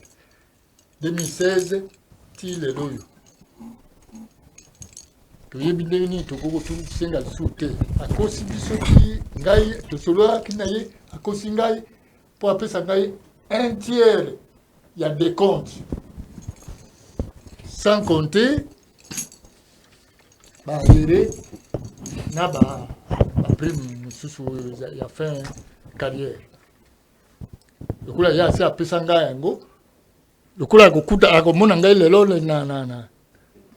na TV boye alobi nakende kofinga ye na akolakisa ngai ndenge azali mobali ngai naza mwasi akopesa biso eloko te mutu moko mpe akomema ye epai aza te wana nde likambo oyo ngai personnellement esalinga mpasi nayebisaki mpe ye vis-à-vis boyeke ngai nazolinga nakende mboka oyo osomba lopango na kisasa te kalobi mpo nayibaki te ekola nayibaki te nde yango nazwaki salaire na ngai ezosufire ngai te oh bon nous allons voir esili esuka kaka wana ndenge toza koloba boye toza ata na likambo moko na ye te biso ozolela kaka mbongo na biso mbongo ye aza koloba mpo na biso baretraité mbongo eza te mais batifu bazali les uns bazofutama malamu les autres non bon donc position eza te na batifu position eza te. Merci beaucoup. Pour la même monsieur Sile. Monsieur Sile. Dans ce monde, on va accélérer le on le balayer. Merci, président pour la parole. Nalingina bagiselo moko par rapport à ndenge to tambola au monio moko bakandenge zaleli. Donc il y a autant de problèmes. Tole la pona ba papa nde to bande ko loba. Ndo moni geste yo sali yango na mawa. Olongo il sapate non parce que papa là il papa muto a sali 42 ans en service. Muto a sali 42 ans en service à kokia ko bima na li papa te avec beaucoup d'honneur. Oh ya kokia ko za l'entreprise ana et c'est là mais papa lelo abimi parce que souffrance ezali. Bazaki ba jeune loko abiso. Babande ko sala. Nous de notre part on est des jeunes. Tobo ils sont na biso comme le papa na biso parce que ils n'ont rien gagné. Gagner l'homme au TP, courage, que non, ceux qui te au télé, mais là pour déclarer nos droits, conséquence, c'est ça la révocation, autant de révocations. Pour la première fois, une entreprise publique va révoquer plus de 300 personnes. Dans le pouvoir, il y a un régime, il y a le président Félix Tshisekedi. plus de 300-400 personnes révoquées par M. Martin Lukusa. Toali Osenga, Namukonzamboka, à revoir, Makam parce que nous, c'est la jeunesse. Toro se laisser faire à faire souffrir Biso Makasi Boye de telle sorte que papa Oyanga a silisi carrière 40 ans 42 ans de carrière il fallait bimana ba honneur a comme otambo la bona ba siffler a comme Roya Boye na vilo ya bande ko sala musala c'est choquant na bandi professeur Mbela tokendaki na ba service tout habilité à traiter de dossier à Biso ba révoqué de monsieur Martin Lukusa tozui ba accusé de réception. Toko ma plainte na biso d'ici lundi, toko samba na on atra. D'ici lundi toko déposer plainte na biso pour revenir dans nos droits et puis le mercredi toko ça la sitting. Okay. Na ministère il y a justice pour montrer na mokonzamboka ketala moto yo tcheli biso la kati entreprise tala sort biso tali ko parce que médias ils ont fait sa image mususu réalité eza maka mususu. Merci beaucoup mon amboka. Maman to si sana yo? Oui, bo si sana nga papa. Ngai pe naza parmi ba révoquer oyo licenciement oyo likusa apesi na batu nyonso bandeko nyonso toza awa. Avec beaucoup de regrets, en tout cas papa ezopesa pasi. Comment na batu oyo baza censé soit disant kocha kimia na kati ya entreprise babengi bango ba policier na biso. Kokanga biso le quoi banyama le quoi nga mona mwasi kokoti zanga j'ai été malmené ces jours-là oh bakanga biso pona nini parce que tokendaki juste ko réclamer bazon sa biso peut-être attendre mususu na ba droit na biso oh ezaki makambu ya mbongo tozaki ko zoaté salaire pendant 4 ou 5 mois comme ça to banda toucher salaire té raison pour laquelle balongola nga musala et puis la façon dont bango ba maltraitanga kokoti zanga na kati ya mutu kalikola batu ba bwaka nga ko bwaka attaque moi si maman papa na beleli parce que je suis mère à ce moment-là bakanganga j'étais enceinte plus de 3 mois na ba vandi sanga banda soki 9h oh bakangaka biso ba ko libérer biso na 18h ko longa siko banda ville mbongo nazaki nango na kati ya sac ebunga ba téléphone epanzana na ko benga nani po ba ko tinela nga mbongo ponga na zonga ndako je suis mère. Ya on a beleli papa Constant Mutamba. Papa na ebi koza mutu a justice. Ngai nazo sala ba démarche, nazo kosela mutu likambute. Moi j'ai été malmenée. J'ai été juste malmenée pour na nini na kende ko réclamer oh eza droit na ngai. Basi bazé belé bazolo ba que non voilà, les femmes ne se prennent pas en charge, basi ba ni ko autonomie. Mais nous on se lève le matin tout tika ba vinda kuna biso. Je laisse mes enfants pour na koya ko luka pe oh eza pour na ngana pour na libota na nga. Je peux pas accepter na vendre pendant 5 mois ça pourtant na la payer au moment où je dois soutenir peut-être mon ban na ngana katanda. Laisser mes enfants, c'est pourquoi pour na obima pour na keko sepela na muto azo DG ou azo diriger bisoto na zo bima pour na gain de cause ou les a que na zo quelque chose dans mes mananda kuna ngai. Comment je peux me retrouver pendant 5 mois bafuta ngate et puis na déclaré donc on a déclaré révocation yango ememinga awa. Maintenant la minute so nga na za l'église papa Mutamba. Nazola na bana nga l'église parce que nga la minute so mobali nga azo hospitalisé za maladie. Na minute nga za na permanence na bana nga mibale. Musa les ati na ebité bozoti nda biso jeunesse alelo toza la basi ya ndenge nini. Maman Judith au comme ministre Pamba tu as fait toute une carrière madame. Je ne me permets pas ya convaincre bino respect mais oza moi si loko abiso. Parmi les luttes autour de la osa parmi baso ba telemi ba bimisi pe mutu être ministre aujourd'hui il y a mboka le quoi Congo munene boy ça donné à tout le monde les lots tozo souffrir pour toza basi na quatre entreprises il y a beaucoup de réalités qui se passent là-bas moi ya kolobela ngo ezate mais parce qu'on est femme on supporte oyebi pas à cause à moi si maman oyebi ngo bien maman Judith oyebi alors beaucoup talikambo na belle maman Denise.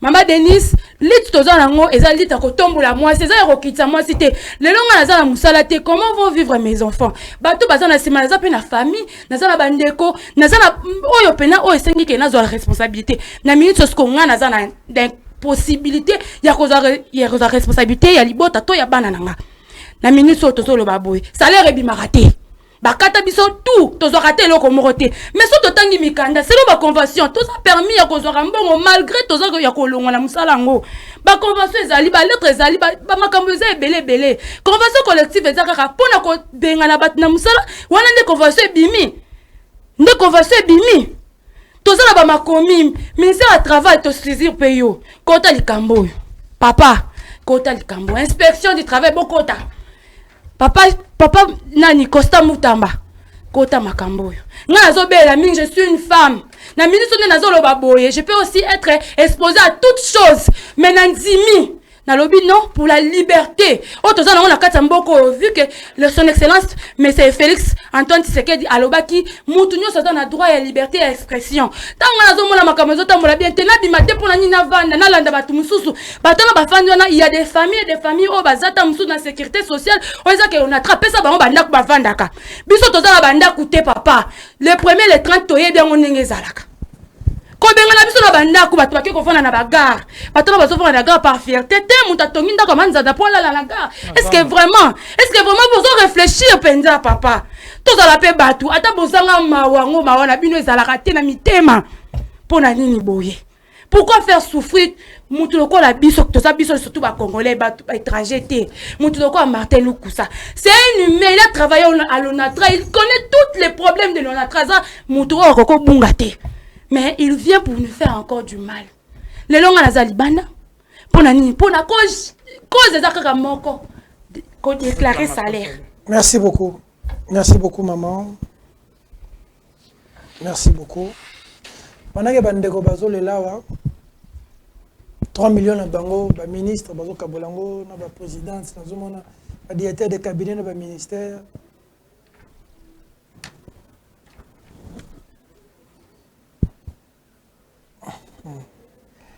Yango ba service no c'était les manuels ba Peter Olobanine pendant qu'on est aéroport boye bokayenga na voyager te parce qu'on a ngana silipa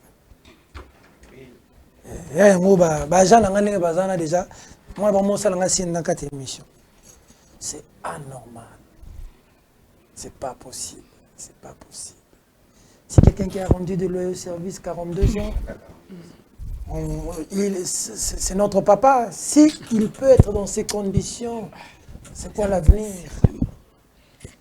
Sikoyo. Bato baso kabola 10 000, 11 000 na moni, Jean-Pierre Bemba, Daniel Moukoko, Jean Lissia Mboussa. Balegi na nini? Congo pela Lumumba kufaka pona biso. Kimbango kufa pona biso. C'est dommage, papa, c'est dommage. Je vais me retenir pour Bakata Chente. C'est dommage. Je suis fâché quand même. Je suis très malheureux pour ce pays. Je suis très malheureux. Fidèles téléspectateurs, les lots émissions, ils allaient rater ça mercredi. Pour ça, l'émission chaque mercredi. Mais les lots, il y a ça qui est spécial. Tu as bengi, bino benginga, magistrat bazalaki ba benginga. Bande kwa diamant ba benginga mama moko fana yamba o mwana na ya kufi na makala. Alors je me suis dit comme beaucoup de gens m'ont mis la pression, là ça a quand même une émission spéciale. Mais na bimi na monter ma passe, na mon attend. Monsieur le DG Luko Sangai na solo lina yo personnellement. Nakotanga même message na salelio.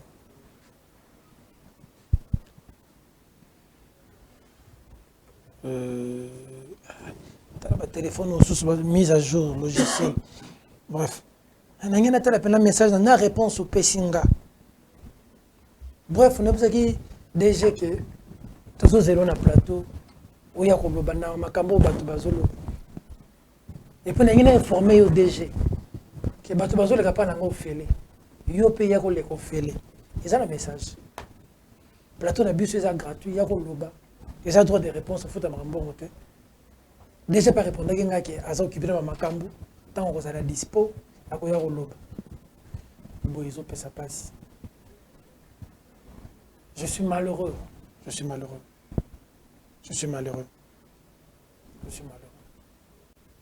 Beaucoup de courage. Papa son roulé bataille. Bon, objectif est ça que l'objectif est ça vie à battre on a très changé. Objectif yangai. Maman ce que je bana bana dans l'hôpital l'église au sein. Objectif n'anga que te ba jalo ku sababu maite. Mais l'ouku ça jambon on attaque comme c'est la battu nyonso. Il y a du bonheur à vivre heureux ensemble que seul. Bino bozara moi retard un mois bochaka munoko. Boki place ba million uzuta bazo futa mate. Bozo yoka bocha sumunoko. Emmanuel la mono bocha sumunoko. Bozo na rere bino. Nazo bana TV. Bozo yoka bato on attrape ba place ba million ça. Na mitunaka comment ko za na ba 3 millions ba 5 millions. Ou futi pe batute. Ozongi pe na ndako olali pe olamuki pe. Okolia 5 millions wana okotika ngo. Tant que tu vas aller là-bas, mutasano l'église n'a pas n'a souffrir. Yo peut nous venir là aux à la grand hôtel. Nzambe a juste à la rater. Nzambe existe à rater. To ba koko na biso ba tikala biso mboko ba kofa pour la mboka oyo. Milimo na mboka oyo ça la rater vraiment. Yo bozo mona bana na bino bozo ça ba problème, bino mo bozo ça ba problème. Pour mba tout ce que bazo lo bazo saka. Le karma existe. Vous avez un ministre. Vous avez un salaire déjà. Vous avez un bon bozo à gauche à droite, un contrat vous signé. Non, bon, il y a bateau pas si on attend bozo à sous. Oh, Congo.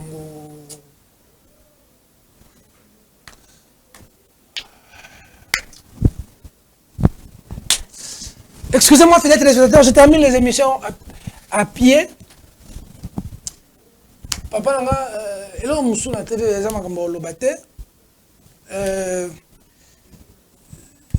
ngana mne ba yiba bénédiction ngana mne ba yiba bénédiction pour malobo yo lobi au pambola makasi amen zabo zabo c'est pas tout cas moi j'aime mon bon ça là banda kayo na moni yo no za na bénédiction makasi na sens que moté me suit.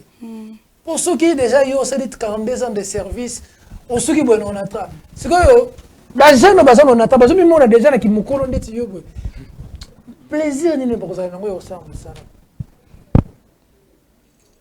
Comment il peut y avoir tant de souffrance dans un environnement où les gens brassent des millions?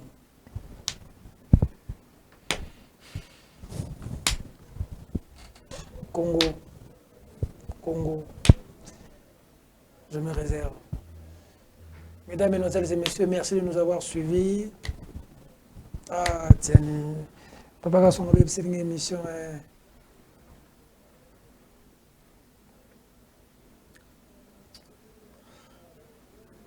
Emmanuel, arrête l'émission.